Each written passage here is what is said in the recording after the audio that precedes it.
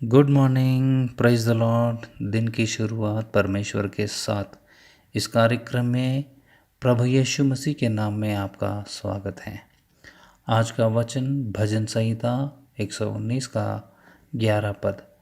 मैंने तेरे वचन को अपने हृदय में रख छोड़ा है कि तेरे विरुद्ध पाप ना करूं। दोस्तों, इस वचन को हम अच्छी तरह से जानते हैं। भजनकार आज सुबह हम सबको स्मरण दिला रहे हैं परमेश्वर के वचन को हमारे हृदय में रख छोड़ने के लिए।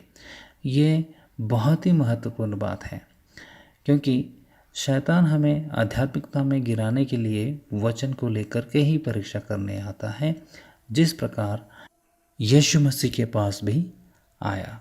मत्ती रचित सुसमाचार 4 अध्याय 3 पद में इस बात को हम देखते हैं। हम इस संदर्भ को भी अच्छी तरह से जानते हैं। यहाँ यीशु मसीह ने शैतान को वचन से ही जवाब दे दिया, यानी कि हरा दिया। यही बात भजनकार भी हमें स्मरण दिला रहे हैं कि तेरे वचन को अपने हृदय में रख छोड़ा ताकि मैं तेरे विरुद्ध पाप ना करूं। हमारा हृदय वचन से भरा रहना चाहिए। मेरा मतलब ये नहीं कि पूरी बाइबल याद रखना है। हमारे आध्यात्मिक जीवन में उन्नति की ओर बढ़ने के लिए जीवन भर हम जितना कर सकते हैं उतना हमें करना ज़रूरी है। इसके लिए मैं एक तरीका बताऊंगा।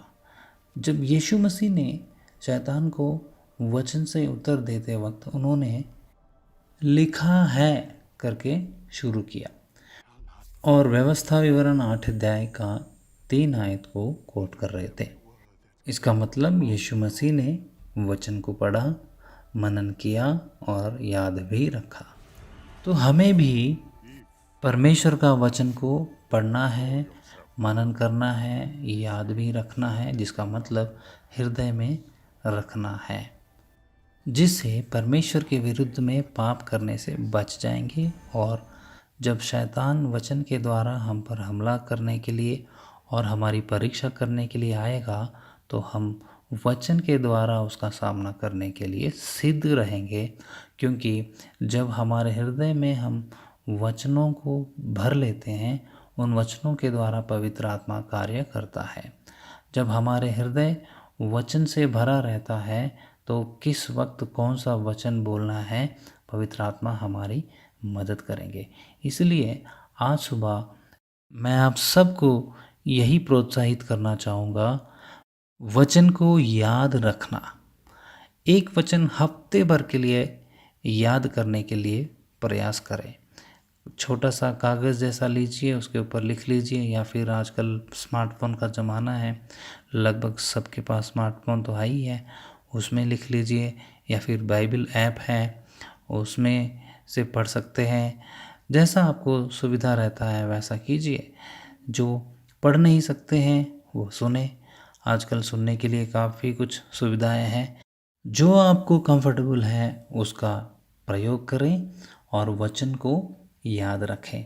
जैसे कि 3 टाइम, ब्रेकफास्ट के टाइम, लंच के टाइम और डिनर के टाइम 2 मिनट एक आयत 3 टाइम पढ़िए और उसको याद रखिए। हफ्ता भर इसी तरह पढ़ते जाइए तो अच्छी रीति से आप उसको याद कर पाएंगे और उस वचन आपका हृदय में बना रहेगा, बसा रहेगा।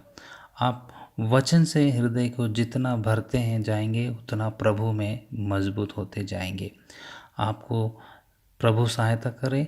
आज के दिन की शुरुआत इस संदेश के अनुसार शुरू करें। प्रभु हम सबको आशीष दे। आमीन। आइए हम प्रार्थना करें।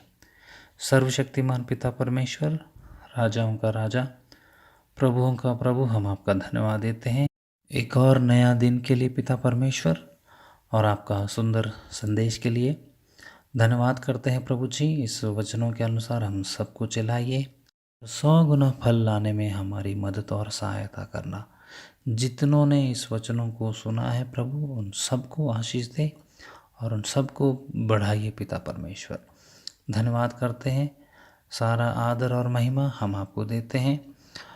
सब प्रकार के रुकावटों को यीशु मसीह के नाम से दूर करते हैं और सारा आदर महिमा हम आपको देते हुए प्रार्थना विनती उद्धारकर्ता प्रभु यीशु मसीह के नाम में होकर मांगते हैं, आमीन। अब पिता परमेश्वर का प्रेम, प्रभु यीशु मसीह का अनुग्रह, पवित्र आत्मा का सहभागिता हम सब के साथ, विश्व के सब विश्वासियों के साथ सदा सर्वदा तक बनी रहे, आमीन।